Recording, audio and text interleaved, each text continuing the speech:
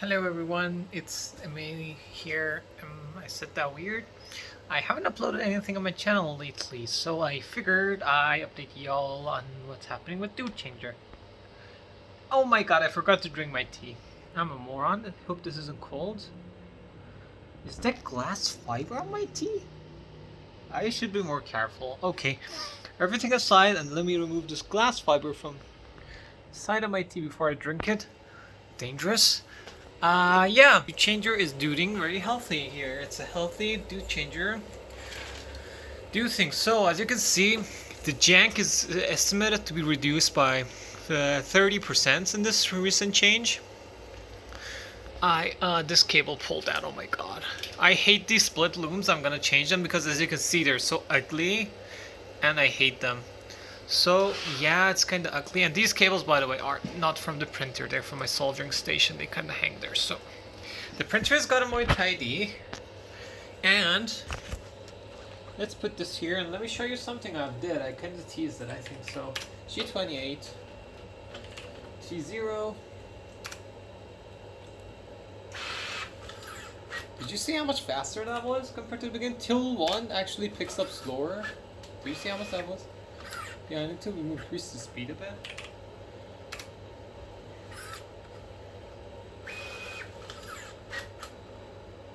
G1X150, so I can shoot on your wheel. That out. I think something. I think my paper. Oh no, that was actually my. I figured out the noise was. It was my wiper. It's aluminum foil right now, but I gotta buy silicone stuff, but I can't buy it because I have zero money in my account. So yeah, that's the printer. The next step is like tidying. Really, it works well. I have so many ideas on how to change it, but I figured, I keep changing this printer every day. Why not just test it?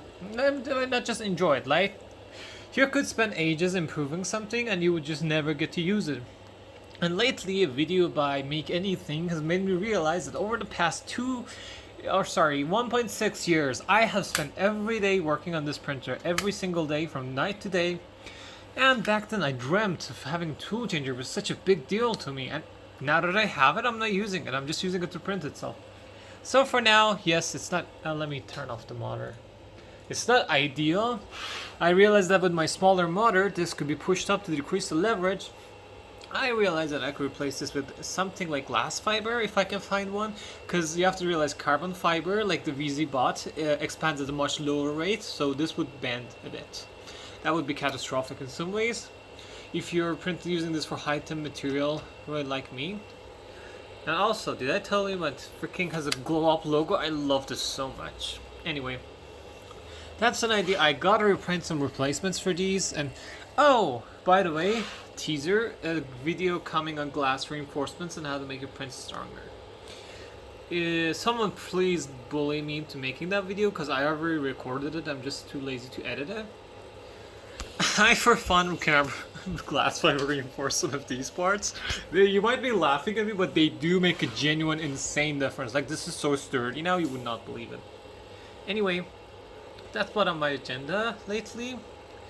The Dude Changer is kind of what I consider complete. I'm just testing it more and more.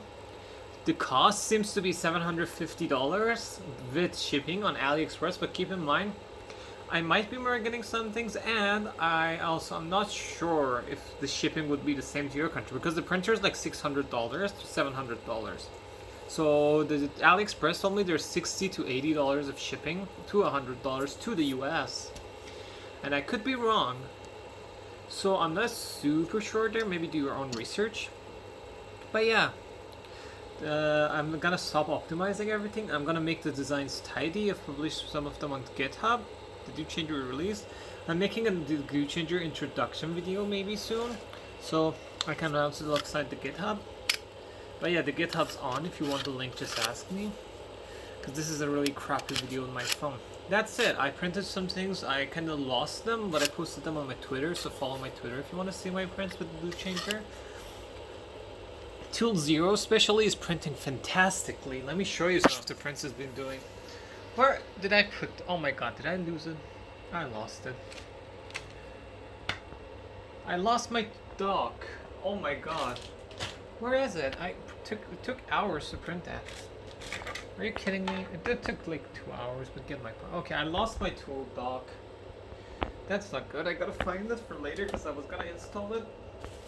Basically, the new tool log has wipers, and you see this. There's no wiping thing. There, tool 1 has a really crappy wiper that I hate, so I designed a better one, much better one. The point is, this is working very well. I'm loving this printer. The prints are coming out excellently. Oh, you will laugh at me. I was getting crap prints with the doot changer. Guess what was happening? See that one sphere here that I actually put some grease on to, you know, reduce any potential wear just for fun. I'm not sure if I need it, but why not? That one has come loose, and that was why I was getting crap prints. Now that I fixed it, I'm getting excellent prints again. I was losing my mind. And yeah, that's good. So there's a lot on my agenda. I'm gonna print fun things that I always dreamt of, discover the creative uses of everything, maybe try assemble if I have money, because I'm not sure if you heard.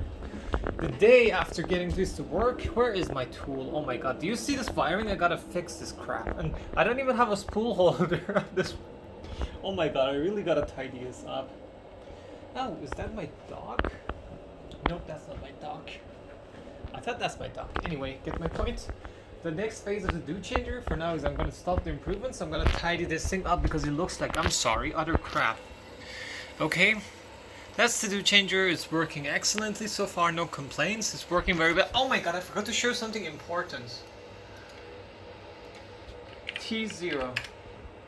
Are you kidding me? I have to home again. Okay, this is so cool because I'm gonna actually keep you waiting and actually show you that.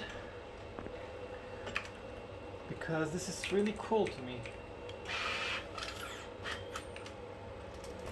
Now, what's that noise? I don't like the noise. Oh, again, I forgot. It's the freaking aluminum foil. I keep forgetting. So, see this? This tool won't budge a bit. That's amazing. This thing is rock solid. It's like aluminum welded together. My tools are rock solid right now. I am so happy. Because if you remember, it was still better than E3D's implementation, but my tools used to have the tiniest bit. If you put enough force, they would separate. But this thing, if no matter how much force I'm putting on, it's actually, if you see my rail has play, if you see tiny amounts of play, it's actually the entire thing. Actually, the camera doesn't show the tiny play I have. My wagon is kind of loose there. Do you see? I think you can see that. This is my wagon, by the way. This isn't the tool or anything. If you look at it from real life, you see this thing is with tilting with it, and this thing is stationary. So it's kind of, you can tell it by hand that it's playing the rail and not anything else. Anyway, my tools are rock solid. Let me park this before I forget. I am very happy. Like, everything's working wonderfully. Yeah, if you're interested, I'm kind of scared of telling others to make this project, so keep in mind this project is kind of in its testing phase, and you will be the first person on the entire planet to make a doot changer, if you decide to. This frame is loose. Oh my god, this frame is loose. I just noticed that. Yeah, I'm gonna be doing that. And yep, that's it. If you want to build one, you have to understand that there are slight risks. That the worst case scenario is that if you build this, you will end up with a very nice single extruder printer, right? Because the prints are excellent. And this motion system can actually achieve nice speeds too. Kinda, relatively.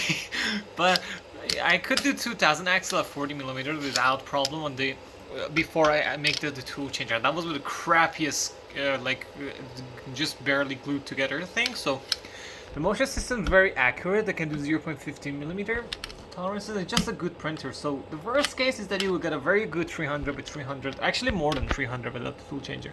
Without the tool changer, you'll probably get 300 by 320 or 290 by 320 depending on your luck. Because this Hevo frame is insanely constrained. I hate it.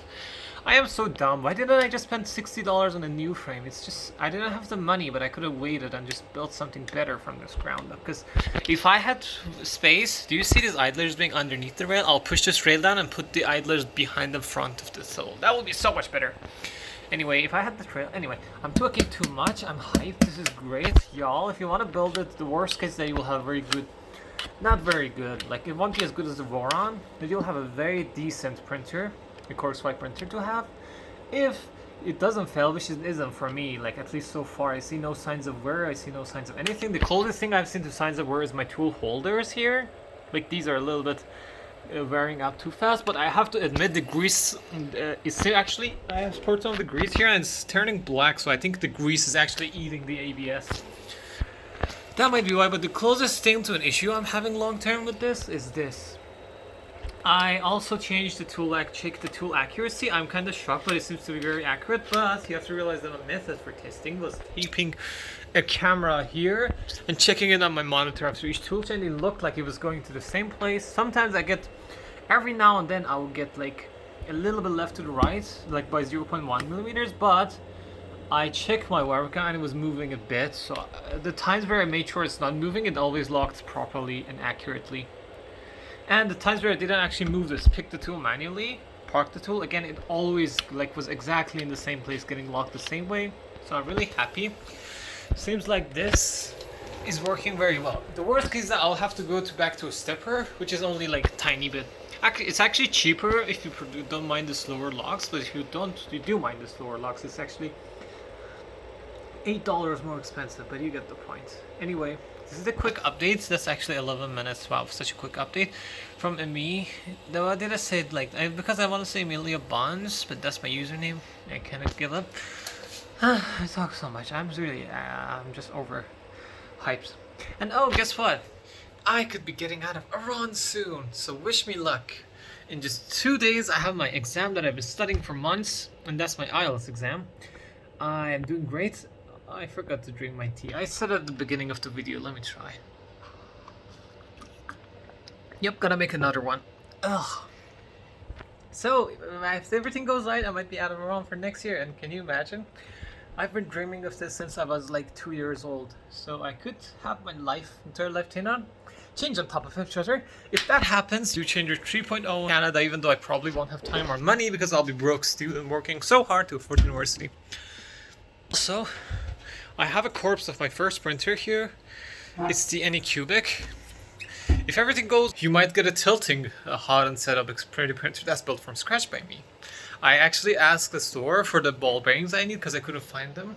They said they could supply it for me, so if everything goes well, you might get a nice printer. The aim of that printer is the best sweet spot. So basically, right now we have Voron, which is $1,000 to $1,200. It's insanely expensive, but it's good. And then we have the Chinese printers, and we have the Ratrick, which is just nothing in the middle. Do you see my point? There is no good $500 to $400 to $600 printer, and I'm gonna build one of those with that. The issue is, however, that I cannot find linear rails in Iran, so I might use rods, but I will keep the printer 250 by 250s because rods I know work in that size. I actually tried them. They work very well in that size. Or I was gonna go with V rollers, even though everyone hates them. I think they're using it wrong. I'm not sure. But they ran out of V slots, so we'll see what happens. Anyway, yo! I don't know why I did that. I'm just really hyped because I scored really nice on my mock-up IELTS and the printer's working, and I can play VR now. I have time. I finished in time today, all my chores. I can play VR now. Bye.